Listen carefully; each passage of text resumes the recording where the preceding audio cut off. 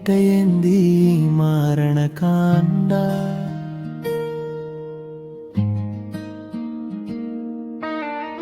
కరుణ చూపెని సాక్షిగా కసాయి కాలే పసిపాప ప్రాణం తీసెనా. దేవుడి దర్శనం కోసం వచ్చిన భక్తులని కులం పేరుతో అడ్డుకున్న అహంకారమా. 2 నెలల పసిగుడ్డు అని చూడక కాలుతో తన్నిన క్రూరత్వమా. ఈ లోకం ఎటుపోతుందో మల్లన్నా.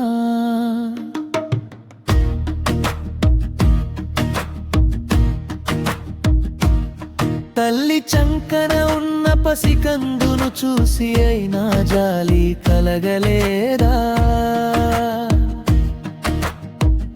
ఆకలికి ఏడ్చే పసి ప్రాణం అని మనసు కరగలేదా.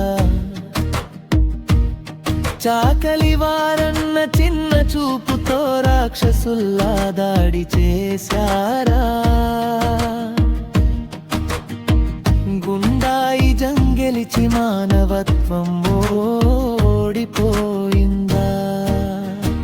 చిన్నారి ప్రాణం గాల్లో కలిసిపోతుంటే ఆ నీచ మనసులకు నిద్ర పట్టిందా. న్యాయం కోసం వెళ్తే పోలీసులే బెదిరించే రాజ్యమా ఇది. రాజకీయ బలం ఉంటే చంపినా అడిగేవాడు లేడా. అగ్రకులాల అహంకారం ముందు పెదవాడి ప్రాణం అంత చులకనా. చంద్రకళ కన్నీరు ఆ మల్లన్నను కదిలించదా. హంతకులకు శిక్ష పడే వరకు ఈ గడ్డపై ధర్మం నిలబడదా. అమ్మా నీ కడుపు కోతకు ఏమని ఓదార్పు చెప్పాలి. ఆ పసి పాపలే నీ లోటును ఎవరూ తీర్చగలరు.